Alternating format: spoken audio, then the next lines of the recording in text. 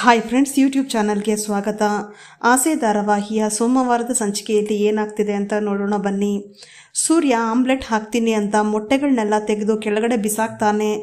ಏನ್ರಿ ಮಾಡ್ತಿದ್ದೀರಾ ನೀವು? ಅಡುಗೆ ಮನೆಯೆಲ್ಲ ಗಲೀಜಾಗ್ತಿದ್ದೆ, ಯಾಕ್ರಿ ಹೀಗೆ ಮಾಡ್ತಿದ್ದೀರಾ ಅಂತ ಮೀನಾ ಕೇಳಿದಾಗ, ಅಯ್ಯೋ ಸಕ್ಕರೆ ಬೈಲ್ ಹೇಳಿದ್ಲಲ್ಲ ಆಮ್ಲೆಟ್ ಹಾಕು ಅಂತ, ಅದನ್ನೇ ಮಾಡ್ತಾ ಇದ್ದೀನಿ, ತಗೊಂಡು ಆರಾಮವಾಗಿ ತಿನ್ಬೋದು ಎಲ್ಲರೂ ಅಂತ ಸೂರ್ಯ ಹೇಳ್ತಾನೆ. ಏನೋ ಆಗಿದೆ, 2 ಮೊಟ್ಟೆನ ವೇಸ್ಟ್ ಮಾಡಿದ್ಯಲ್ಲೋ ಅಂತ ಸೂರ್ಯ ಹತ್ರ ಶಾಂತಿ ಕೇಳ್ತಾರೆ. ಮತ್ತು ಈಗ ನೋಡಿದರೆ ಇಡ್ಲಿ ಮಾಡು ಅಂದರೆ, ಆಗ ನೋಡಿದ್ರೆ ದೋಸೆ ಮಾಡು ಅಂತ ಹೇಳ್ತೀರಾ, ಈಗ ಆಮ್ಲೆಟ್ ಅಂತ ಹೇಳ್ತಿದ್ದೀರಾ. ಅವಳು ಕೂಡ ಒಂದು ಹೆಣ್ಣೆ, ಅವಳಿಗೆ ಇಷ್ಟೊಂದು ಕೀಳಾಗಿ ನಡೆಸ್ಕೊಂಡು ಅವಳಿಗೆ ಇಷ್ಟೊಂದು ಹಿಂಸೆ ಕೊಡೋದನ್ನು ನಾನು ನೋಡೋಕ್ಕಾಗ್ತಿಲ್ಲ. ಯಾರ್ಯಾರಿಗೆ ಏನೇನು ಬೇಕೋ ಅದನ್ನು ಮಾಡ್ಕೊಂಡು ತಿನ್ಬಹುದು. ನನ್ನ ಹೆಂಡತಿ ಏನು ಮನೆ ಕೆಲಸದವಳಲ್ಲ, ಅವಳು ಈ ಮನೆ ಸೊಸೆ, ಅವಳಿಗೂ ಕೂತ್ಕೊಂಡು ತಿನ್ನುವಂಥ ಅಧಿಕಾರ ಇದೆ.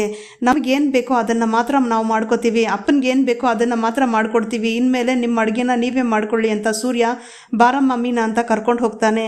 ರೀ 1 ನಿಮಿಷ ಇರ್ರಿ, ದೋಸೆ ಅಂತ ಹೇಳ್ತಾಳೆ ಮೀನಾ. ನಿನಗೆ ಬುದ್ಧಿ ಇಲ್ಲ, ಅವ್ರು ಹೇಳಿದರೆ ತಿರ್ಗಿಸ್ ಮಾತಾಡೋದು ಬಿಟ್ಟು ಅವ್ರು ಹೇಳ್ದಂಗೆಲ್ಲ ಕೇಳ್ಕೊಂಡು ಕೂತಿದ್ಯಲ್ಲ, ಬಾ ನೀನು ಅಂತ ಸೂರ್ಯ ಕರ್ಕೊಂಡು ಹೋಗ್ತಾನೆ.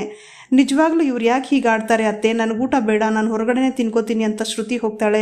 ನನಗೂ ಊಟ ಬೇಡ ಅತ್ತೆ, ನಾನು ಹೊರಗಡೆನೇ ತಿನ್ಕೋತೀನಿ, ಟೈಮ್ ಆಗ್ತಿದೆ ಅಂತ ತುಂಬ ಜಾಸ್ತಿ ಆಡ್ತಿದ್ದಾರೆ ಈ ಸೂರ್ಯ ಮತ್ತು ಮೀನಾ ಅಂತ ಕೋಪ ಮಾಡಿಕೊಂಡು ರೋಹಿಣಿ ಹೋಗ್ತಾಳೆ. ಏನಾಗ್ತಿದೆ ಈ ಮನೆಯಲ್ಲಿ? ಈ ಸೂರ್ಯ ಯಾಕೆ ಈ ಥರ ಆಡ್ತಿದ್ದಾನೆ, ನನಗೆ ಅವಮಾನ ಆಗ್ತಿದೆ ಅಂತ ಶಾಂತಿ ಯೋಚನೆ ಮಾಡ್ತಿರ್ತಾರೆ. ರೀ ಪಾಪ ಅವ್ರಿಗೆ ಊಟ ರೆಡಿ ಮಾಡಿ ಕೊಟ್ಟು ಬರ್ತಿದ್ದೆ, ತಿಂಡಿ ಮಾಡಿಕೊಂಡು ಅವ್ರು ಕೆಲ್ಸಕ್ಕೆ ಹೋಗ್ತಿದ್ರು ಅಂತ ಮೀನಾ ಹೇಳಿದಾಗ, ಸಾಕು ನಿಲ್ಸಮ್ಮ, ಏನಮ್ಮ ಮಾಡ್ತಿದ್ಯಾ ನೀನು, ನಾನು ಹೊರಗಡೆ ಹೋಗಿದ್ದು ಬರ್ತೀನಿ ಅಂತ ಸೂರ್ಯ ಹೋಗಿ ವಾಪಸ್ ಬರ್ತಾನೆ. ಏನು ಮಾಡ್ತಿದ್ದೆ ಅಡುಗೆ ಇವತ್ತು ಅಂತ ಸೂರ್ಯ ಕೇಳಿದಾಗ, ಅದು ರೋಹಿಣಿ ಮತ್ತು ಮನೋಜ್ ಅವರು ಡಯಟ್ ಅಂತೆ, ಅದಕ್ಕೆ ಚಪಾತಿ ಮಾಡಿಕೊಟ್ಟಿದ್ದೆ ಅಂತ ಮೀನಾ ಹೇಳ್ತಾಳೆ.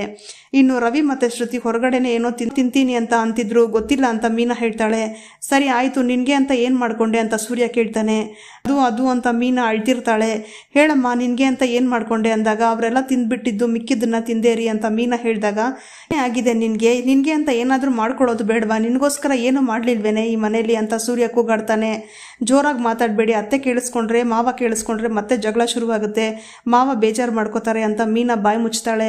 ಈಗೆಲ್ಲ ಮಿಕ್ಕಿದೆ ರೀ, ಇನ್ನೂ ಅವ್ರು ಬೇಡ ಅಂತ ಬಿಟ್ಟಿರೋಂಥ ತಿಂಡಿಗಳು ಕೂಡ ಮಿಕ್ಕಿದೆ, ಬೆಳಿಗ್ಗೆ ನನಗೆ ತಿನ್ನಿಸ್ತಾರೆ, ಏನು ಮಾಡೋದು, ಎಲ್ಲ ನನ್ನ ಹಣೆ ಬರ, ಅತ್ತೆ ಕೂಡ ಅವ್ರ ಪರವಾಗಿ ಇದ್ದಾರಲ್ಲ ಅಂತ ಮೀನಾ ಬೇಜಾರು ಮಾಡಿಕೊಂಡು ಅಳ್ತಿರ್ಬೇಕಾದ್ರೆ, ನಿಜವಾಗ್ಲೂ ಕಣಮ್ಮ ಯಾಕೆ ಇಷ್ಟೊಂದು ಒಳ್ಳೆಯವಳಾಗ್ತಿದ್ಯಾ ನೀನು ಅಂತ ಸೂರ್ಯ ತಬ್ಕೊಂಡು ಅಳ್ತಾ ಇರ್ತಾನೆ ಸಮಾಧಾನ ಮಾಡ್ತಾ ಮೀನಾಗೆ. ಇನ್ನೊಂದು ಕಡೆ ರವಿ ಮತ್ತು ಶ್ರುತಿ ಕಾರ್ ಶೋರೂಮಲ್ಲಿ ನಮ್ಮ ಅಣ್ಣ ಕೆಲಸ ಮಾಡ್ತಾನಲ್ಲ ಮನೋಜ್, ಅಲ್ಲಿಗೆ ಹೋಗಿ ಬರೋಣ ಅಂತ ರವಿ ಹೇಳಿದಾಗ, ಸರಿ ಆಯಿತು ಹೋಗಿ ಬರೋಣ ಅಂತ ಕಾರ್ ಶೋರೂಮ್ಗೆ ಬರ್ತಾರೆ. ಅದು ನಮ್ಮ ಅಣ್ಣ ಇಲ್ಲೇ ಕೆಲಸ ಮಾಡ್ತಾ ಇರೋದು ಸೇಲ್ಸ್ ಮ್ಯಾನೇಜರ್ ಆಗಿ, ಅವನ ಹೆಸರು ಮನೋಜ್ ಕುಮಾರ್ ಅಂತ ರವಿ ಹೇಳಿದಾಗ, ಆ ಥರ ಯಾರು ಇಲ್ಲಿ ಕೆಲಸ ಮಾಡ್ತಿಲ್ಲ ಅಂತ ಹೇಳ್ತಾರೆ. ಒಂದು ಕೆಲಸ ಮಾಡಿ, ಇವ್ರು ಯಾರೋ ಗೊತ್ತಿಲ್ಲ ಅನಿಸುತ್ತೆ, ಅವ್ರಿಗೆ ಫೋನ್ ಮಾಡಿ ಅವರೇ ಬಂದು ನಮ್ಮನ್ನು ಕರ್ಕೊಂಡು ಹೋಗ್ತಾರೆ ಅಂತ ಹೇಳಿದಾಗ, ಹಲೋ ಮನೋಜ ಎಲ್ಲೋ ಇದೆಯಾ ಅಂತ ರವಿ ಕೇಳ್ತಾನೆ.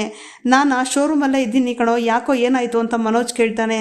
ಆಗ ಹೌದಾ, ಹಾಗಾದರೆ ನಾವು ಕೂಡ ಶೋರೂಮಲ್ಲೇ ಇದ್ದೀನಲ್ಲ, ಎಲ್ಲಿದೆಯಾ ನೀನು, ನಿನ್ನ ಬಗ್ಗೆ ವಿಚಾರಿಸಿದ್ರೆ ಆ ಥರದವರು ಯಾರು ಕೆಲಸಕ್ಕಿಲ್ಲ ಅಂತಿದ್ದಾರಲ್ಲ, ಎಲ್ಲೋ ಇದೆಯಾ ನೀನು, ಬೇಗ ಬಾ ಅಂತ ರವಿ ಹೇಳಿದ ತಕ್ಷಣವೇ ಪಾರ್ಕಲ್ಲಿರೋ ಮನೋಜನ್ಗೆ ಶಾಕ್ ಆಗುತ್ತೆ. ಏನು ಶೋರೂಮ್ ಹತ್ರ ಹೋಗಿದ್ಯಾ, ನೀನು ಯಾಕೋ ಅಲ್ಲಿ ಹೋಗಿದ್ಯಾ ಅಂತ ಗಾಬರಿ ಆಗ್ತಾನೆ. ನಿನ್ನ ಹತ್ರ ಮಾತಾಡಬೇಕಿತ್ತು, ಬಾರೋ ಅಂತ ರವಿ ಹೇಳಿ, ನಾನು ಮತ್ತು ಶ್ರುತಿ ಕಾಯ್ತಾ ಇದ್ದೀವಿ, ಬೇಗ ಬಾ ಅಂದಾಗ ಮನೋಜ್ಗೆ ಫುಲ್ ಟೆನ್ಷನ್ ಆಗುತ್ತೆ. ಕಡೆ ಲಕ್ಕಿ ಅಜ್ಜಿ ಫೋನ್ ಮಾಡಿದಾಗ ಮೀನಾ ರವಿ ಮದುವೆ ಆಗಿರೋದು ಮತ್ತು ರಂಗನಾಥ್ ಅವ್ರಿಗೆ ಆಪ್ರೇಷನ್ ಆಗಿರೋಂಥ ಎಲ್ಲ ಸತ್ಯನೂ ಹೇಳ್ತಾಳೆ.